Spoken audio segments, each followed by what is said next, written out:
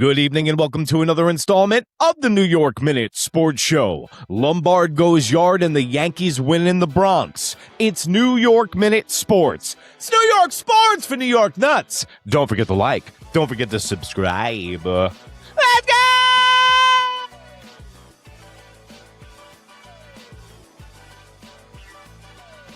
I proclaim this the Summer of George! It's New York Minute Sports. Well, there you have it, folks. Welcome to another installment of the New York Minute Sports Show. Don't forget to like, don't forget to subscribe, and don't forget to visit the New York Nuts merch store. That's the beautiful blue link underneath the video.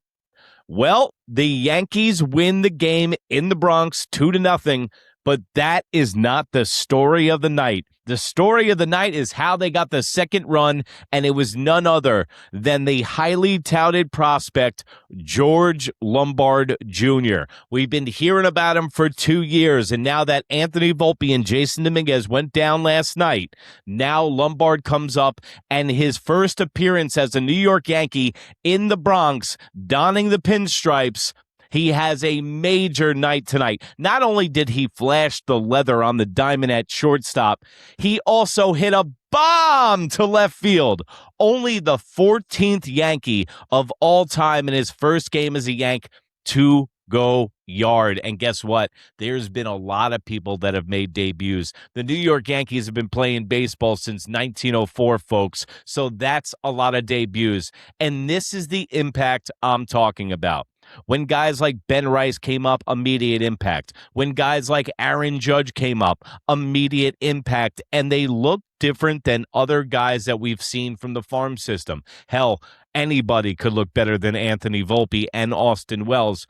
But Lombard looked great tonight. And the number one thing you can take away from Lombard is he looked comfortable out there. It didn't look like the moment was too big for him, like a 21-year-old kid would and should in that situation, but he showed a lot of professionalism tonight. And you got to remember, the guys that grew up as Yankee fans, they have extra pressure on them, like Anthony Volpe and Joey Gallo, who grew up a Yankee fan. There's always pressure in New York, and it seems like it's more when you're a highly touted prospect, but Lombard Jr. passed his first test tonight with flying colors. Also, my ask to the Yankee fans and the New York Nuts here, let's not compare Lombard Jr. to Anthony Volpe all season long. The Yankees are giving me 3 months full pay for doing nothing. Let's just let Lombard Jr. be himself, because in the year and the age of the comps where everyone has to compare him to somebody, and I'm already comparing him to Francisco Lindor the way that he looks, but let's just let this kid breathe. And tonight, you got to go home happy as a Yankee fan with the 2-0 win and the way that Lombard, our future shortstop, looked tonight. Proclaim this the Summer of George! Also, the two guys that Brian Cashman has brought in from the farm system and one from the trade deadline, Garcia, have made immediate impacts in back-to-back nights. And you know what? I like Garcia's bat speed. I like his patience at the plate. And also, what I didn't know, he plays above par defense at first base. He looks good and fluid over there, and it's an upgrade from Ben Rice at first base, which was a nice surprise. But what wasn't a nice surprise is the Yankees, after all this hubbub and Lombard hitting the home run, they still only score 2 runs tonight. This continues to be a problem. They sit around and wait for guys to hit home runs. Jazz Chisholm hit a home run tonight. Yeah, thanks for showing up, Jazz. Appreciate it. Jazz and Lombard, the only 2 runs in the whole game tonight, and the New York Yankees need to get away from the home run reliant Yankees way of playing. They need to manufacture runs, work at bats, and hopefully the new guys that they've brought into the roster can help that situation out. Another situation I want you to keep an eye on is the New York Yankees bullpen. Bednar gets out of the bases-loaded jam in the 8th inning, but Bednar needs to stop coming in for 5 to 4 out saves. He needs to stop. Every time this guy comes in to save a game, he's got to throw 34 pitches, and we can't use him in back-to-back days when he goes 5 or 4 outs. This is why I am upset at Brian Cashman more than anything during the trade deadline. Should have went out and got 2 bullpen arms on this team to help out. Now, the reports coming out of Yankee land are that they're going to start converting their starters into the bullpen guys. But you can see the wear and tear after the last month and a half on this bullpen. Cruz and Hedrick, they're still efficient, but they don't look like they have the same zip on their pitches. Now, if you remember right here on New York Minute Sports, and the New York Nuts will remember this one, a month and a half ago, there was that 45-game stretch when I kept hitting the alarm bell. The New York Yankees starters only averaged 4.1 innings in about a 45 to 50 game stretch during the Boone swoon, during when everyone was telling us we have one of the best starting rotations in Major League Baseball, but none of the starters were giving the New York Yankees length at all. And I've said it before on this show. It's like a large ship. It takes a long time to turn around. And the things that you do over in early July will have reverberations in August. They tax the bullpen and they overuse the bullpen. And now you can see they're getting a little tired. All we need is our starting pitching to start doing well and our bullpen start to get pelted. This is why Brian Cashman should have went and got Luke Weaver on the trade deadline. Luke Weaver went to the Pittsburgh Pirates for absolutely nothing. You're telling me that he couldn't have weaseled his way into a Luke Weaver reunion? Another thing that occurred to me during tonight's game is the fact of Ben Rice and the home run derby. Right? Remember we were talking about Ben Rice going into the home run derby, and we were worried because he was piping hot. He was red hot before the All-Star game. So in the last 15 games, I looked up the stats. Ben Rice, since the home run derby, is hitting 145.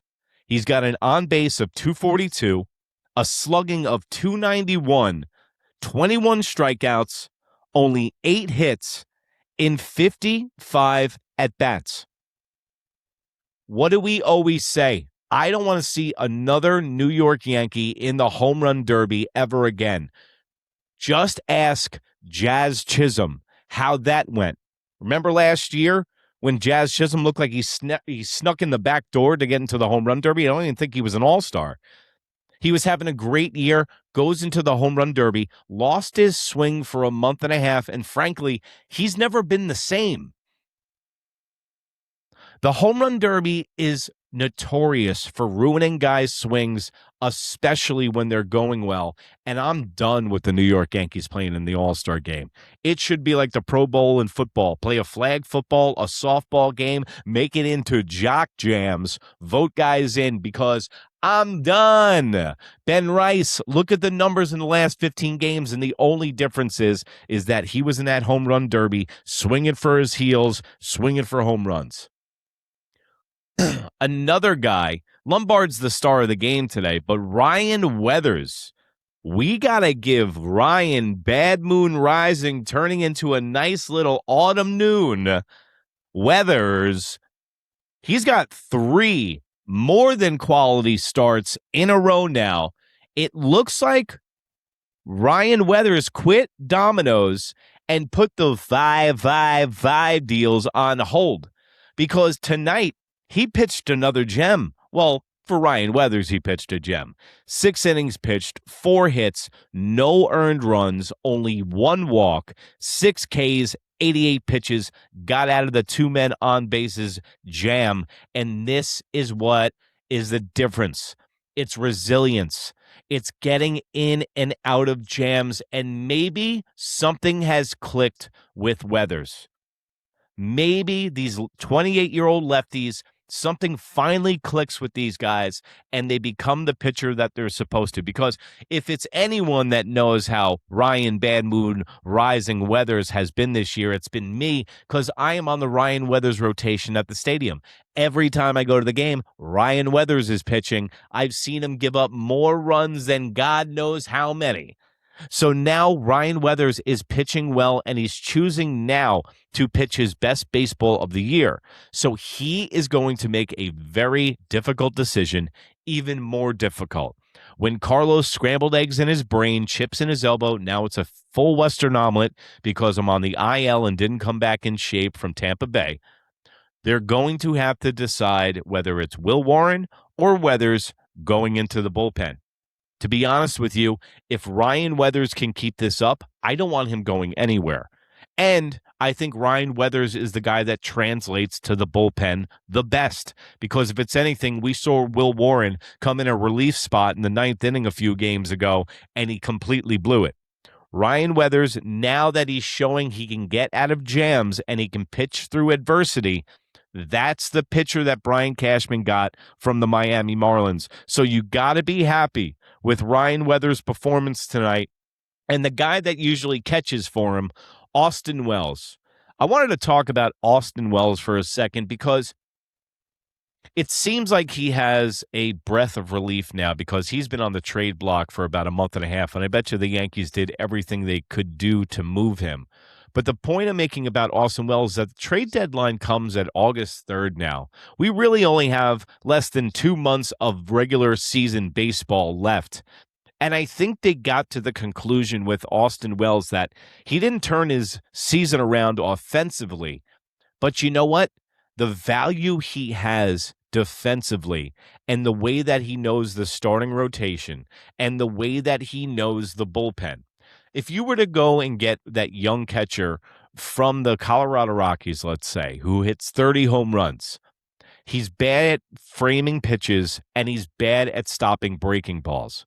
Imagine a new catcher coming into this situation and trying to stop Fernando Cruz's sinker, or trying to stop Hedrick's sinker, or trying to catch Tim, King of the Hill, from AutoZone's slider.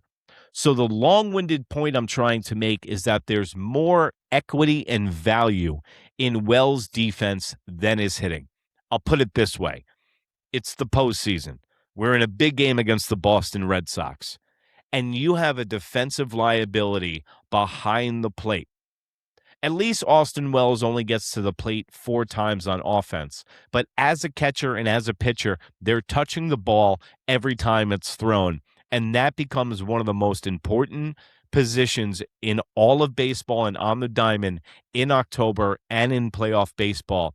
You know, the Yankees in the 90s kind of did this with Joe Girardi, where Joe Girardi's defense was so good, they could get away with him hitting 196 with 1 home run on the whole year, is because his defense was that good, and the games that he called were that good. So before we run Austin Wells to AAA or run him out of town with pitchforks or go and get a new guy, there is actually value in Austin Wells' defense. And speaking of value, have you become a New York nut yet? For $1.99 a month, you get twice the show for half the dough. Also, the T-shirts shown during the show are made in the USA, just like yours truly. Go over to that beautiful blue link, the New York Nuts merch store. Go and click on that, and please support the show. And remember, if you can't be good, be bad, baby! Good night, Canada! Bye! That's your boy. So He have who the word said for- he was Goodbye, that's my boy.